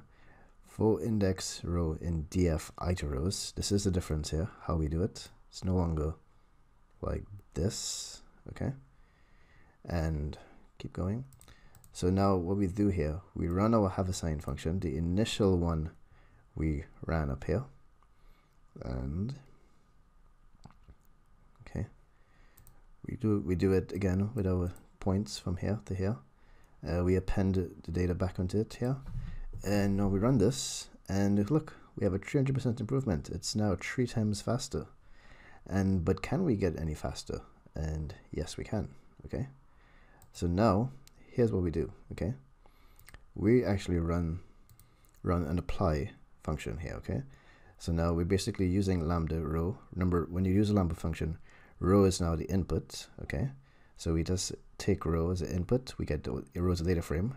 Okay, and now we just extract latitude, longitude, and the distance from these points, and we run this and see how long it takes. Okay, that was really quick. So we went from 600 milliseconds to 60 milliseconds doing the exact same thing. That's a 10x speed improvement. Okay, so what if though? Can we run this any faster? So now let's take a look at some intricate, cool stuff, all right? Now, this stuff may look a little bit funny, but let me show you what it does. We need to pip install something called line profiler. Now, whenever you're installing modules in Python, we can actually do it directly in Colab. Just to run command line type stuff, you just put an exclamation mark in front of it. So we just pip install line profiler, and we use this magic function here called load extension, which is loading this here. And now this is another magic part of it here. We use the lprun -f, and we run the have-assigned function, and we just do this. Okay, now have-assigned is basically just a function we're testing here. And let's run this, and I'll go through what exactly happens, because some weird stuff is going to happen. This is the installation stuff of line profiler, successfully installed. And what is this here? Okay, now this basically gives us our time breakdown for the have-assigned function. Okay, so now it's a bit jumbled. I wonder if I can make this more legible. Can I? Okay, what I'm going to do, I'm going to copy this into a notepad file so we can actually see it better. It may come up better format on your screen. There we go. That's how I wanted it to look. Okay, so now look at what happens here. Okay, you can see for the have-assigned function where we ran our line profiler on, we can see it ran it basically each line 1600 times, which means it's still running it all the time for basically every row. And basically what line is taking the longest time? The actual calculation with the sine and cosine and ln stuff, latitude, longitude stuff. And this line as well is taking quite some time, and so is this time. Okay, however, this time was the bulk of our calculation. So that was pretty cool. Okay, so now we can actually see, like in a very deep level, what is happening and what is taking the longest time. So just to summarize, yeah, we can see that the trigonometric calculation takes the longest time, and it is looping 1631 times. Now let's come up to something brilliant. That's called vectorization. Now here's what vectorization does. Okay, instead of running the function every time for every row, vectorized functions run it once. So instead of having all these operations to run for each line, it's a non-vectorized illustration here. We create a vectorized illustration which does this, one operation for all 100 rows. And we're able to do this because Pandas has the sort of like capacity through NumPy to do these type of operations. So now let's run time it on our function, and look how simple the vectorized operation is. It's just to have assigned this here. All right, get a latitude, longitude, and run the function on it. And look at this. Look how fast this was. 2.2 milliseconds per loop. Before, we were getting, what, 60 milliseconds per loop? So we went from 600 to 2. That's a drastic increase. So now let's run our line profiler again. And you can actually see that, oh, and I wouldn't put this in notepad anymore. But what you can actually see is that the hits is 1. So instead of having 1,631 runs, we just do one run, one big calculation, one step. That gains us so much processing speed. So what if we can use, why do I spell these things wrong? Vectorize. All right. Now we can do NumPy, use a slight, very slight change on it to do a NumPy calculation instead of a Pandas calculation. So look how simple this is. All we do is just put dot values here. This gives us the raw NumPy array. So now haveAssign, the original haveAssign function from the top here, is working on a NumPy array. So we run this, and wow, 274 microseconds. So basically 1,000 times faster than this now. So we basically went from 600 milliseconds to 275 microseconds, which is 0.275 milliseconds. So that's a 2,000-fold increase in performance. So just so you know, this is why you don't do bad code like this. Don't ever do this, okay? Don't ever loop through rows one by one using standard Python notation. Do it like this, and it's so much simpler. And the original haveAssign function here was just a simple function on values, as you can see. There were no indication that this needed to be a Pandas DataFrame. It was just values, and we went from 600 milliseconds to this. That's incredible. Now the next lesson is a pretty short lesson, but it's quite important because it's somewhat of an advanced feature of Pandas in that we have to learn and understand properly how to use map, zip, and apply functions, which we've seen briefly before, but I haven't discussed it in much detail. So let's open this up. And let's take a look at this function. Now let's discuss what map is. Map is a Python function that can be used to apply another function to a list or dictionary, okay? So let's say we have this list of numbers here, and we have a function, square number, that takes a value, could be from this list, could be from anywhere, and squares it. So let's take a look at this. Okay, forget the comments below. Okay, so we just defined those things there. So now let's take a look at a non-Pythonic approach, all right? And the reason I say it's non-Pythonic is because Python has a lot more efficient ways to do these things. So let's create a blank array or list called squares. And for number in nums, remember how we do our loops, okay? We just apply this function to each num, which is each number in this numbers list here, and append it to our squares. So we do that, and you know, we get the answer, it's fine. However, look at a more efficient way to do this, okay? So we just say x is equal to map square numbers to numbers and square number to numbers. So basically map is taking a function and a list and applying it together and putting the result equal to x. And we can just display our output here. Pythonic approach. This is far faster and a lot better to use than this method. Now, what about zip?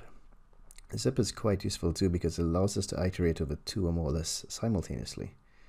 So let's say we have A and B, and we just use this in a loop here called zip for x and y in zip AB, and we just basically run a loop through that.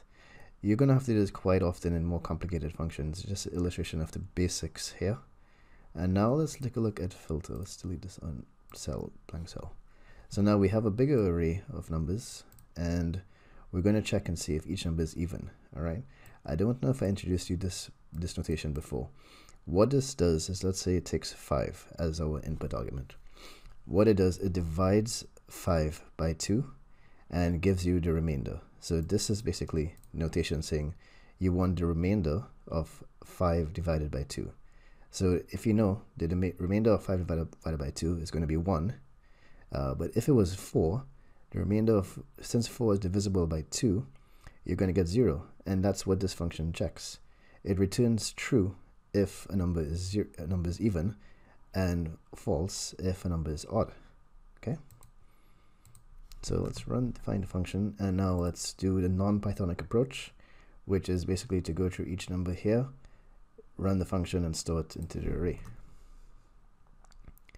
Now, here's the difference here. We're going to use in filter. Now, what does filter do differently to map? Okay. What filter does is that filter takes a function and sequence or list, same as map, and basically I say it here, works similar to map. However, filter only stores elements that are evaluated to be true, hence it's a filter. So remember, this is only the even numbers here, out of these all the numbers here. So what filter does is that it only, whatever this function returns as true is even. It basically forms like this Boolean filtering list and only takes the values that are true and stores it into this array. So there we go, and that's how we get this. So you've just seen how to use filter, zip, and map. Now these aren't pandas functions, however they are quite useful in pandas.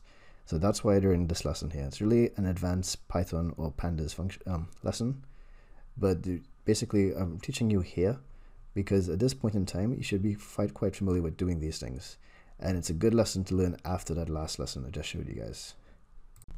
Now the next lesson I'm about to show you is how to use parallel processing in pandas.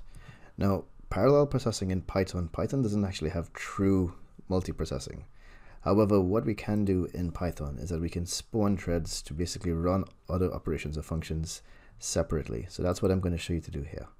So let's just take our same have-assigned data set we used in New York hotels for the coordinates, use our have-assigned function, and run this again. And basically using on the NumPy array type 1, we can see, because what I've done, actually I've modified this function. Basically we just take the data frame from this as the input, and we basically use the same line we did before to basically convert the values into NumPy by using dot values, and we run the function here. So that's how we make it so super speedy, and look how simple it is to execute, and it's just a small change in this function. So yeah, we ran this and it was in microseconds. Yep. So now here's how we parallelize stuff. Okay, so you can see I imported this package and library here. All right, multiprocessing. Well, import pool and multiprocessing. All right. So here's how it works. There's a very, very simple illustration of it, and in fact you're going to see a caveat when using parallel processing. Okay, so our input, we basically create a function here called parallelize data frame. Here's our input. Okay, here's a function and number of cores. Okay, so we basically first use NumPy to split the array into number of cores. So we split the array into 4 pieces in this line, and then what we do, this is a part that's a bit tricky to understand. So we create a variable called pool, and we have pool n cores. As you can see, we have pool here. That's where it's from. So that is 4 cores we're going to use by default. And what we do here is that we concat, as you've seen before in previous lessons, concat the outputs of this operation here. And basically just close the pool. The pool is basically how you create new threads. And this basically just combines all the data frames back together. Okay. So it's a bit tricky, but you can use this as like a outline or blueprint for multiprocessing in pandas functions. So define this, and there we go. Just so you know, function here is just an argument for the map part of it here. So it's pool.map function, and then we just do the split here. Okay. So as you can see, the function here that we're inputting is have-assigned. Okay, we don't specify number of cores because it's a default argument here, but we can if we wanted to. And this is data frame, so we time it. And I want the answer to be surprise to you, because you're going to think it's going to be much faster, or 4 times faster, when in fact it is a lot slower. And this is what I wanted to illustrate. Now, parallel processing in Python is a bit tricky because it is not it's an interpreted language, so you don't have that much control on how it does things, and there's a lot of overhead sometimes when you're using parallel functions. Parallelizing functions and big operations in Pandas and Python works best when it's a very intensive type thing, or something that needs to be run separately. So if this had a lot more data in it, like if this wasn't only 1600 rows, it would probably speed up. However, because of the overheads, it's not going to speed up right now. It's going to be fairly fast, still 154 milliseconds. It isn't slow by any measure, but it's not at all as nearly as fast as 280 microseconds. So keep in mind this. This is just an outline of how to do it, but it would be far more effective if we had a much more complicated data frame with a lot more rows. Okay, so now we're going to take a look at some very cool map visualizations. So let's open this up and we'll see how we do this.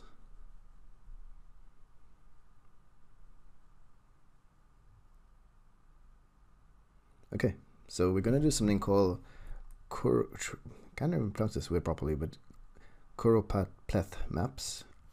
So firstly, let's install all of the Plotly and Geo and Shapely and PyShape stuff we need, packages. So let's quickly install these things. Now it may take a little while, shouldn't take too long. I'll probably have to fast forward this video if it does take too long.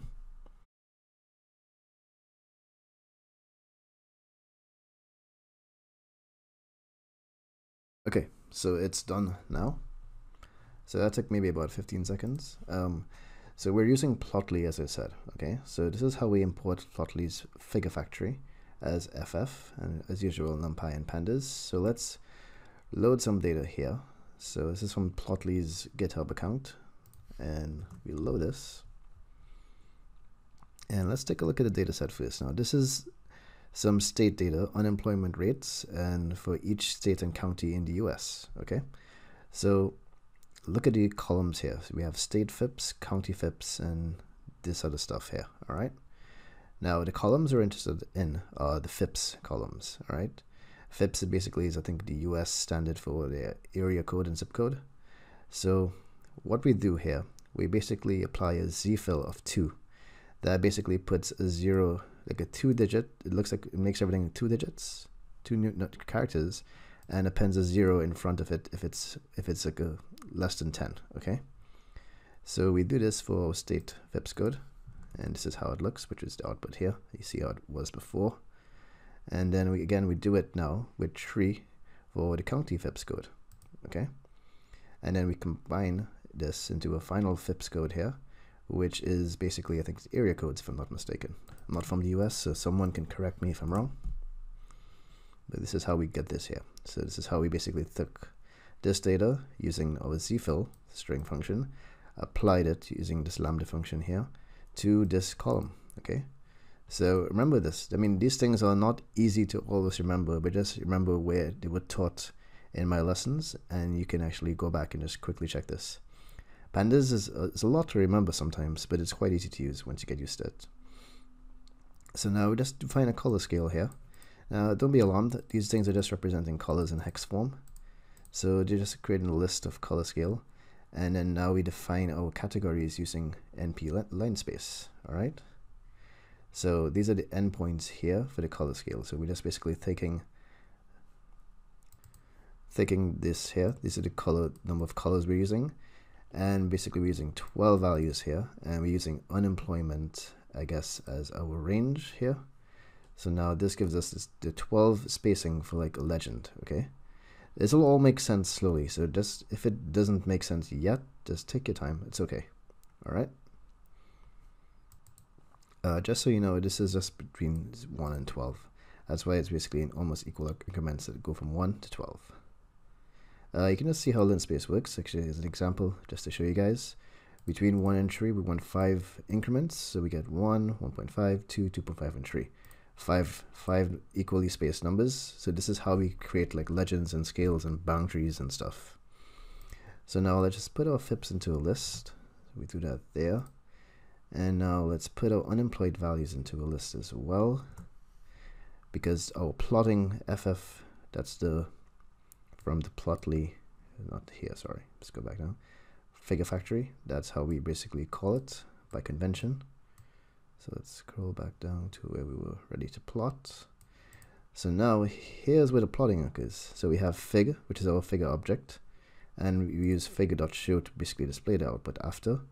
We basically lay our template none, and these are all the inputs. So we create a choropath, I hope I'm saying it right, choropath map. We have fip equal fips, because this choropath actually has built-in functionality to support fips in the US, so that makes it quite easy. So we can, US citizens are quite lucky, you can actually just quickly just input this in the area codes into it, and it actually has the shape files built in for it. Scope is USA, values are the unemployment rate values. Endpoints are basically the scales, so that's how we bin it. And our color scale, which we defined previously above here, 12 different colors. If we don't use color scale, we don't define our colors, it's probably going to automatically assign some colors to us. We can show state data false, hover true. Aspect ratio is a ratio, okay, title text. So all that nitty-gritty stuff, endpoints isn't defined. Why did I not do that? Run this. Okay, so now we're ready to plot. Takes a couple of seconds, maybe 10 or so, sometimes longer. Okay, yeah, that took about maybe 15 seconds, but look how cool this looks. All right, you can see our color scales here. You can see our linspace brackets for the legend we created for unemployment, and look how cool this looks. We actually have the data now, a gradient based scale here for each unemployment map. So we can see there are spots of unemployment, high unemployment here, here, and here. I think this is like Louisiana or Texas, I'm not sure. Probably Nevada or New Mexico, California area, probably Washington State, probably Michigan or Illinois. I think Illinois is on this side. So yeah, and then this is really cool, and some of these plots are interactive. This one isn't interactive yet, but I believe we can do some cool things here. You can show closest hover, data on hover, sorry. Doesn't seem to work, maybe it's my internet. You can try it out. You can produce this with Plotly, which carries you to Plotly site, which is not really useful, but we can download this image easily here as well. Okay. So what about world choropaths? Okay, plats. Now, I'm not going to go through each of this here. You can actually, if you want to, you can. This is a built-in data set here from the Plotly Express PX, and we're going to plot life expectancy, which is a field in the data. Hover name of a country, and let's run this. And there we go. So yeah, hovering works in this one. We can actually see I'm from Trinidad and Tobago, which is like a little dot here. It's not actually a dot. We can probably zoom in. Oh yeah, we can zoom in. This is where I'm originally from. It's very close to Venezuela, but it's a Caribbean island. Apparently the rest of the Caribbean didn't make it into the map, so now I feel special that we made it. As you can see, all the data here. For the UK, where I am now, life expectancy is 79. It was 69 in Trinidad, so I'm going to live longer being here now. India is 64. Russia has no data. Greenland has no data. And I think this is Guyana and something else that has no data. Probably French Guyana or Suriname. US 78. Africa is pretty low, surprisingly low. Probably due to the poverty a lot there. I think Japan is going to be pretty high. 82. Australia 81. So it's a cool graph, very, very cool graph, I should say, that you can build in Python. Once you have world data, you can figure out how the format for this looks, similar to what it was before for the US one, and plot your own cool world maps. So now you can do a lot more stuff here, okay? This is the next one here, called I think it's agricultural exports of the US. I'm not going to go through everything here because it's a bit repetitive, but if you want, we can just do this one here. Locations, spatial coordinates in this case. Data types, location mode, US states, color scale, reds. So there's a lot of predefined color scales you can use sometimes. Reds means like a red gradient type thing. So you can see California actually does a lot of food exports, and then Texas and Idaho. So let's move on to this one now. Same agricultural exports, but I guess we're doing a lot more customization in it. And here we go. You can actually see, oh yeah, this is what it does. So now we have this breakdown of information here called text. We just combined everything here. So when you hover now, you get more information out of it. So this is pretty awesome. And again, here's a lot more intricate one here for world GDP. Now, all these things you can go through on your own. I believe you have the knowledge for it now. However, if they're confusing you, please message me on the student forum. I should get back to you in a day or two. This is data from the World Factbook. This is global GDP. So you can see China is creeping up to the US right now. Actually, it's still far off, but this could be just 2014 data. I know it's a lot closer now. India's 2 billion, 2048 billion. So yeah, you can see a lot of the structuring that out, just out of curiosity. 29, not too bad. How's Jamaica? Oh, we're actually twice or 3 times Jamaica, and yet we have half the population. So, haha, Jamaica. Anyway, yeah, there's a rivalry between Trinidad and Jamaica in the Caribbean, if you did not realize that. Yeah, so this is pretty cool. So we can actually see a lot of how to build these cool maps. There's one more I wanted to show you. This, I believe, is the Ebola one. So it's already run, so I'm not going to run it now. But what we can do, it actually allows you to zoom into certain areas, sub-areas. This one gets a bit confusing, so go through it on your own time, maybe as a homework lesson, and figure out how it works. And if you want, you can actually go through different data sets, find data sets online, and start creating your own maps. I've done those things for fun a while ago, and it's pretty cool. I lost some of that code now, unfortunately. Otherwise, I would have shown you guys, but this is pretty cool. So we actually have 3 countries here. We could hover over them, and we can actually zoom down into it and see. And this is actually each month a gradient here. So this is actually really awesome plots. Yeah. Okay, thank you. We're going to move on now to more map visualizations in the next chapter. So now let's take a look at heat maps and some lines and scatter plots. So let's open this up, doing it this way now, just to show you that it can be done differently, if you remembered. Okay, so I just had this link here just so you guys know that a lot of these plots and a lot of other plots can be found here on Plotly's site. So now let's do this. This one is a scatter plot for a world map, all right? And this basically, just put a line here. Gapminder basically loads the datasets, preset datasets from inside of Plotly, some example datasets. So we load it, and this is essentially the output right here. It's going to reload again. Okay, so that's pretty cool. So that's how you do general, basically like a scatter type plot. You can actually use, let me show you something here. Size basically indicates population. So you can actually have, like, besides a point, you can actually have like a third attribute attributed that goes attributed with size. So that is pretty cool. It's a population map, by the way. And now we can do a little more customized. We can have, like, specify different colors by continent. We can actually have the hovering for country names and all this cool stuff. Projection would be natural Earth, because remember there are different map projections. Let me see if it actually visually looks much different to the previous one we looked at. So let's get this back. As you can see, it's kind of like, almost looks like a bit of a globe in a way. Not exactly, but you get the idea. It's not a totally flat map like this one was. I think this one is the Numerictor projection, if I'm not mistaken, by default. Okay, so now let's look at the US airports map. This one we're actually plotting latitude and longitude for markers. So it's more of a simple, you can also do a third color marker. I think this was it, count for something. Probably number of airports or arrivals, perhaps, I'm not sure. So that's this one there. Let's look at this one. Now this one is actually a really interesting one. So the heat map, density map. All right. Now you can basically see that whenever there are a lot more points clustered together, the color, like density, goes up. Now this, I've used this a lot for like things like traffic analysis.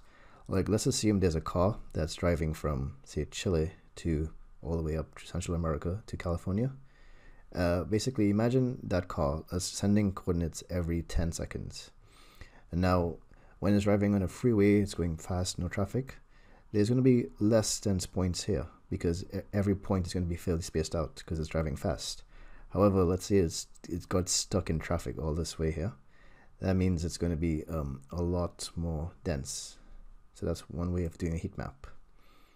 Now, I actually don't believe this is like a true heat map. I believe this is actually, let me check it out. It might be. Should be teaching you guys the correct thing, but let me just make sure exactly. Yeah, it's a heat map. Okay, just a different type of the heat map. So we can do, let's show you guys how the actual data looks here. So these are the date coordinates and magnitude of the earthquake. So I believe the points, they don't correlate to magnitude. They correlate to just the density. But when you hover over them, you get the magnitudes on top. So that's pretty nifty. Okay, so now the US airport map that's going to be highly customized. This is a line map, by the way. I didn't mention it when I was telling you, but these are some very, very cool line maps we can generate here. That shows like all from Dallas to here, all the different outgoing flights we can do. So this is the breakdown of the code. I'm not going to go through this code in detail, unfortunately, only because it's probably going to take a while, and this is not like a map visualization course per se. However, you do have enough knowledge right now on how to understand this. So let's look at this now. London to New York, you can draw a straight line between these two pairs of coordinates here, like this on the map. The Great Circle, this is what flights usually depart, they would take. So again, this is actually really cool. So that's it for this chapter on heat maps and lines. And it should actually say scatter plots too. Subscribe now and press the bell icon. Never miss an update.